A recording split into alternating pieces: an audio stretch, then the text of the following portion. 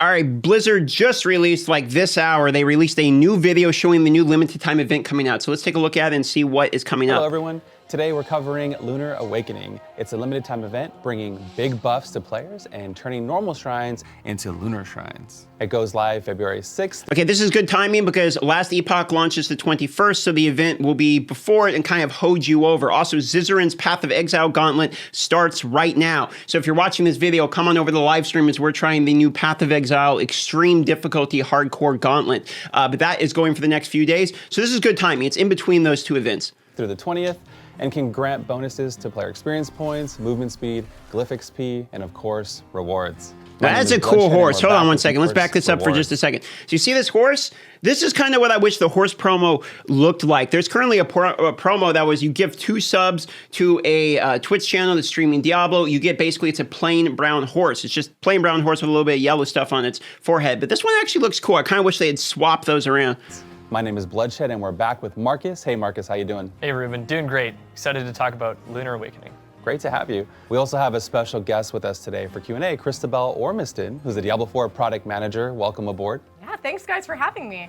Yeah, thanks for joining. Well, everyone knows by now I like to dive right into these topics. So, Lunar Awakening is a limited time event that powers up existing shrines in the game. Well, under the effects of a lunar shrine, you'll earn 50% experience points per monster. Okay, 50% bonus XP. This is multiplicative. They mentioned this in the patch notes, so that's quite a bit of XP. Looks like it's only during the shrine, however. Per kill, 30% movement speed, and each shrine will have 1 additional modifier on top of what they normally do. For instance, Lethal Shrine still causes critical strikes, but with the Lunar New Year variant, you have a chance to instantly execute enemies when you hit them. Lunar variant shrines will have dragon skins, so you can easily identify them. We'll be covering. I hope they crank up the amount of shrines too, because you do see shrines in the game, but they're not like literally everywhere. If this event, they put a ton of them in there too, that'd be pretty cool. Bring all the lunar additions and more, but first, Marcus, can you tell us how to get started in this event? Yeah, sure thing, Ruben. Once the event is active, fast travel to Ked Bardu and head to the northern section of town. There, you'll meet Yinyue, who runs the Lunar Night Market, your main event hub for Lunar Awakening. You can ask her about some interesting lore, check your ancestral... Okay, so it looks like we get some rewards here, some legendary items, kind of like we have with the Midwinter Blight. These looks like your cosmetic rewards and then just favor go. Reputation, and claim some sick rewards. There are 10 reputation levels to earn and 6 different lunar-themed rewards to unlock. Okay, the horse would be the weapon skins for the primary event reward. are the Lunar Scepter Wand, the Dragon's Courage 2-handed axe, can't wait to crack skulls with this That does one, actually look pretty cool. and the Moonshot Bow. If you're a fan of markings, we have a Dragon's Tapestry marking to unlock, as well as a Moon's Bounty mount trophy, and my personal favorite, the Moonborn Stallion mount. If we're driving past horses and you don't audibly say, "Horses!" Horses. then we're not friends. Lunar shrines are spread throughout Sanctuary, so just play as you normally would. You can find them in the Overworld, vaults, whisper bounties, and dungeons.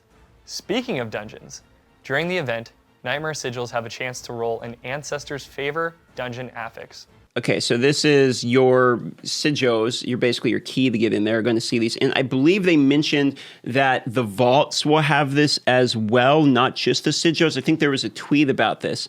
This guarantees extra shrines can spawn for that dungeon, and you will receive 10% bonus glyph experience once complete. Remember, you can only earn Ancestral Favor reputation while the Lunar Shrine effect is active, so make sure to rack up as many kills as you can before the time runs out. All right, Bloodshed, what other shrine powers do we have for the event? So, like I mentioned earlier, Lunar Awakening shrines are like super buffed out shrines. You get the bonus XP, the movement speed, plus all the normal powers you know and love, and 1 additional power on top of that. So, the Blast Wave shrine still periodically pulses explosions like normal, but with the Lunar New Year variant, it also spawns cluster bombs all over the place. Very cool stuff. Channeling Shrine now grants attack speed and has a chance to reset your cooldowns. Could be amazing for a lot of different builds. Conduit gets charged up even more, summons more powerful shocking strikes all over the area. And the Artillery Shrine has a chance to summon a Holy Bomb.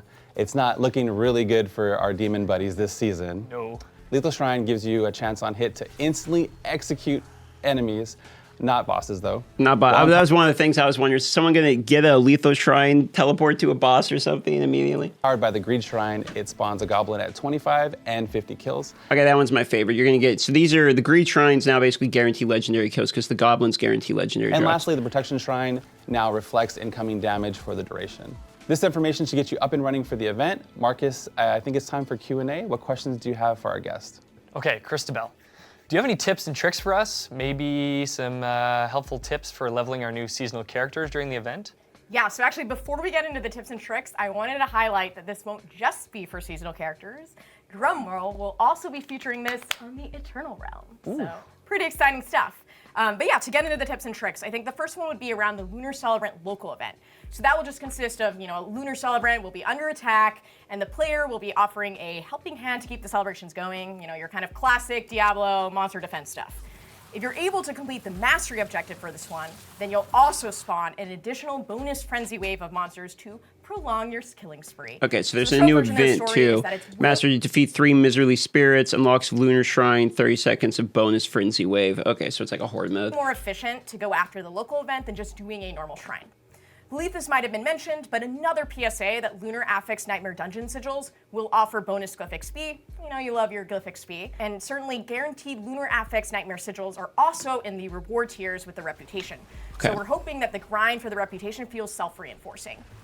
Whisper bounties. So in keeping with, we want this to be efficient, we want it to feel rewarding. We also want to make sure you can complete your bounties in parallel with the event. So you'll get 1 Grim Favor for completing a lunar-themed whisper. TLDR, if there's anything to take away from this, it's that we Okay, so you can do the whispers too. I actually like whispers. I know it's not like the meta leveling strat or whatever, but whispers are more my favorite thing to do because I just hate doing the same dungeon over and over and over again. We want you to play the game as you want to play it. We want you to be able to kind of reinforce the loop that you most want to play and be able to kind of dabble with these shrines alongside it. That's awesome. I think most of us want to play the way we want to play and have fun with the game. Yeah. I'm also curious, are there any interesting, lesser known nuances with the shrines? Yeah, so you gotta try them all, I suppose. But there may or may not be a special title for those who do. But to give a few other tidbits here, so the Protection Shrine, the reflection damage scales with level and world tier. Channeling Shrine, a little less flashy, but because of the instant cooldowns, you can spam abilities way more frequently, so it can be really useful in specific contexts. Lethal Shrine, so in addition to execution, monsters will be fleeing in fear from you, which is a really cool moment and, really feels... That might actually be a little bit annoying, to be honest. My personal favorite, because everyone loves goblins, I love goblins. Yeah, goblins would be the best one.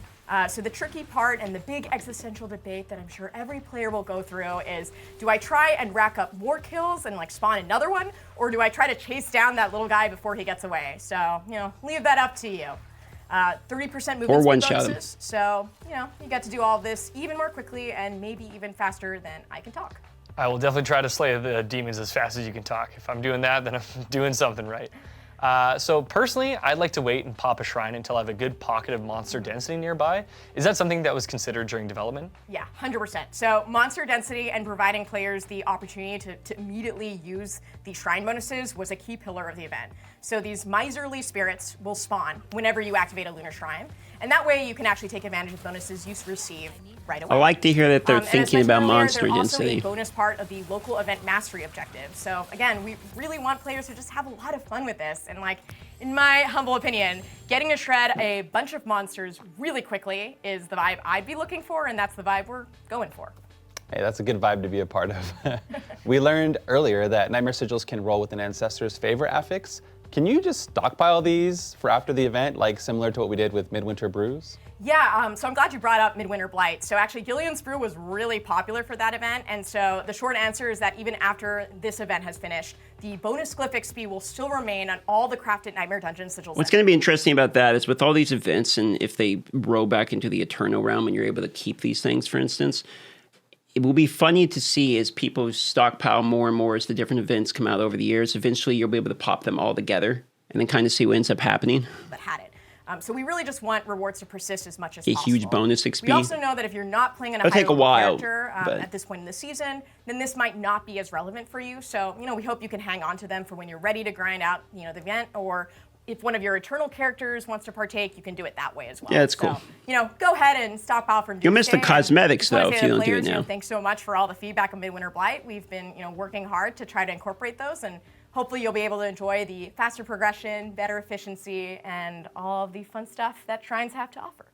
Big shout out to Christabel for answering all of our questions today. Well, that just about does it. I don't really want to drag on any longer. We'll see y'all in Sanctuary.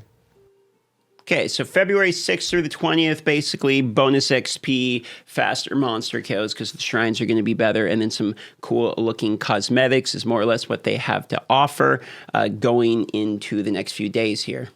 So I'll probably come take a look at the Lunar event once it launches. I actually do like the horse, so I'll probably try to get the horse.